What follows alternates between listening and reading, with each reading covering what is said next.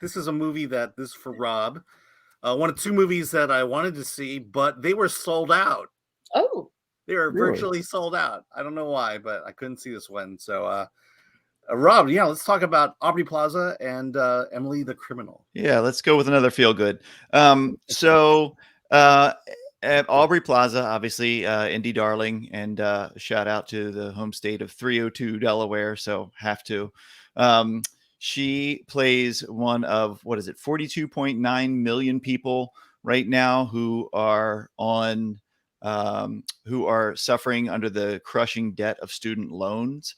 It opens with her in this very uncomfortable grilling that she's receiving from a menial job of administrative assistant, and her past gets dug up. She never graduated because she had a criminal incident that that gets dug up during this interview. It becomes really uncomfortable. She doesn't get the job. She's slinging food at a local food delivery service. Excuse me. And really uncomfortable. She's an artist at heart. One day, one of her colleagues offers her a chance to earn fast money for purchasing items with a fraudulent credit card. All she has to do is walk in, swipe, and leave, and then they in turn sell these. Usually, it was flat screen TVs. They'll sell them on the black market, and it was in and out, quick, done, and she had $200. So she was able to chip away at her loan. She was happy with that. And of course, as all of these marketing schemes, are structured, she's offered to make 10 times that amount if she wants to do a job that's a little more risky.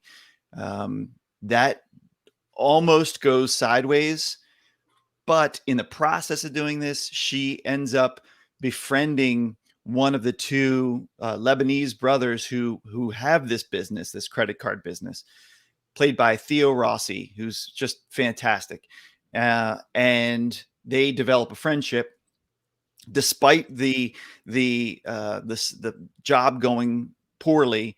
Those two strike up a relationship, and that separates its two Lebanese cousins, and that causes a fissure between them, and one becomes jealous of the other. Meanwhile, he is still trying to proceed with this business because he wants to just make it to a certain level and then get out with all the riches that he's amassed. But they realize pretty much they're too far in to escape anything easily, and things start to spiral out of control from there. So I don't want to give too much away because a lot of it is in the twists and turns. Directed by John Patton Ford, who was last at Sundance about a decade ago, maybe over a decade ago, with a short film called Patrol. And he returns here with his first feature film that his camera is pretty much at eye level the whole time. So we feel as though we are in the car with her when she's driving. We feel as though we are over her shoulder when she's purchasing and looking around to see if the security cameras are on her, when she's escaping, when we hear a helicopter buzz over top of it. It's almost like that Henry Hill feeling from Goodfellas, where he's constantly on the lookout over his shoulder of like, who's watching her now? What security camera was she on? So it's palpable. It's, you can really feel it because of where he places the camera during this, during all of it. So, I gotta ask, is it funny? Because I love Aubrey Plaza. Like, she has moments of dry humor, of her very, typical dry humor, but no, this is a complete shift for her. And she excels at it because we buy her as she's from New Jersey and she's a transplant and living in Los Angeles now, but she still has those, those hard Jersey ties to her. So there's an edge about her that you can sense in everything, that she's not going to just go down easy, and a tenacity to her. And because of her past roles, I think we root for her, even though we know she's not making the best choices. There's still something about her that we inherently love, and we want to see her succeed, even though we know all signs are pointing to an off ramp for her that she doesn't take. See, I wish this was the plot of the 355.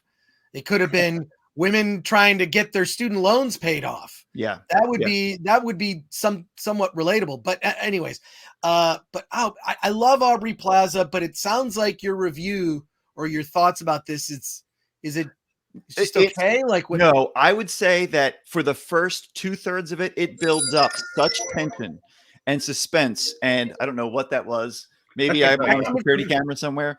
I don't know. It's weird. It builds up tension and suspense, and it unfortunately the last third of it, it doesn't quite match it, and the stakes don't seem as high as the first 2/3.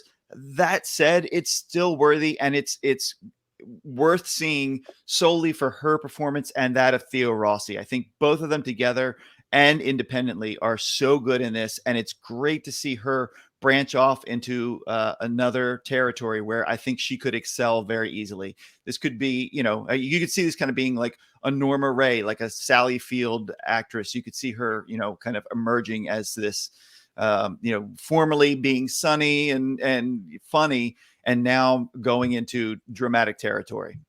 Well, I love Aubrey Plaza. I just wonder if she's pretty much like the same character in every movie, right? I mean, she plays Aubrey Plaza in every movie, so she's not here. There's a lot of nuance to her here. Well, that's good to hear. I like. I mean, I would see it just because I like her. I mean, I think she's awesome.